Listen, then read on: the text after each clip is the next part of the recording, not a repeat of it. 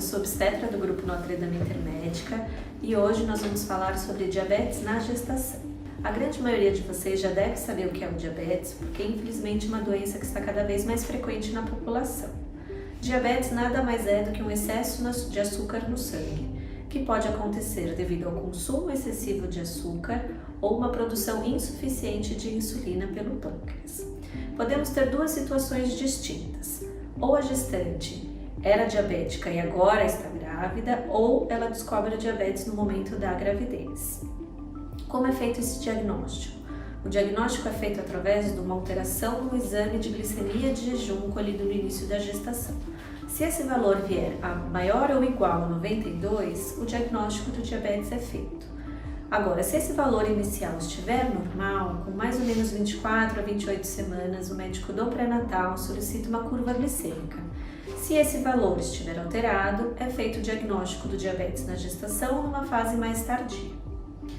Quais são os fatores de risco? Os principais fatores de risco para desenvolver diabetes na gestação são idade materna acima de 35 anos, obesidade, sobrepeso, ganho excessivo de peso na gestação, antecedente familiar de diabetes ou diabetes gestacional numa gestação anterior.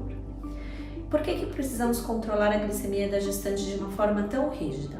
Primeiro, porque o diabetes é uma doença silenciosa. A grande maioria dos pacientes com esse diagnóstico não sentem absolutamente nada. Dessa forma, é muito importante a gente fazer o controle para saber se essa doença está compensada ou não.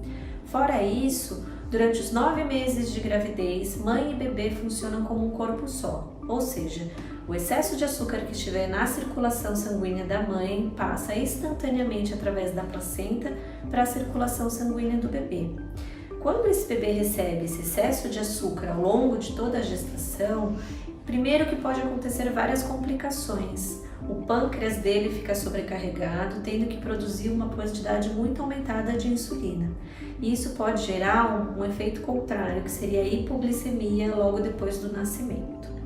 Outras complicações também podem acontecer. Quando ele recebe um excesso de açúcar, ele começa a ganhar peso de uma forma muito rápida. É por isso que vocês já devem ter ouvido falar que filhos de diabéticas descontroladas podem nascer com 4, 5 ou até 6 quilos.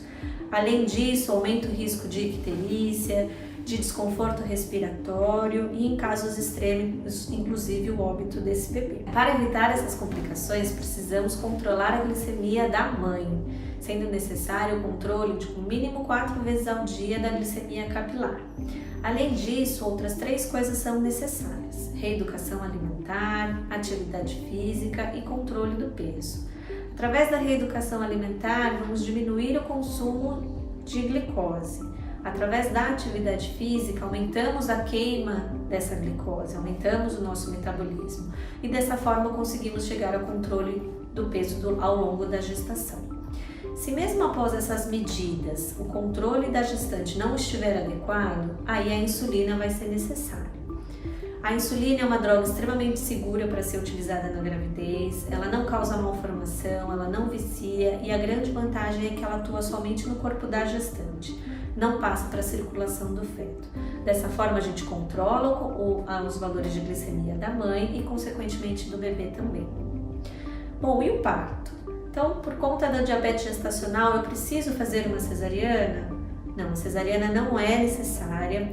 O ideal, inclusive, é que toda gestante tivesse compensado o suficiente, com o peso do feto adequado, líquido normal, para esperar até as 40 semanas e entrar em trabalho de parto espontaneamente. Mas a gente sabe que nem sempre isso acontece e se por acaso o bebê estiver muito grande, o líquido estiver aumentado ou os controles da mãe não estiverem adequados o suficiente, esse parto pode ser antecipado. E no pós-parto? No pós-parto tudo volta ao normal. Não é mais necessário esse controle glicêmico rígido, mas a gente recomenda a realização de curva glicêmica mais ou menos 6 semanas pós-parto para avaliar se o diabetes foi só transitório da gravidez ou se persistiu depois do parto. Se a curva glicêmica vier alterada, significa que esse diabetes persistiu e aí a paciente tem que fazer o acompanhamento e seguimento com o endocrinologista.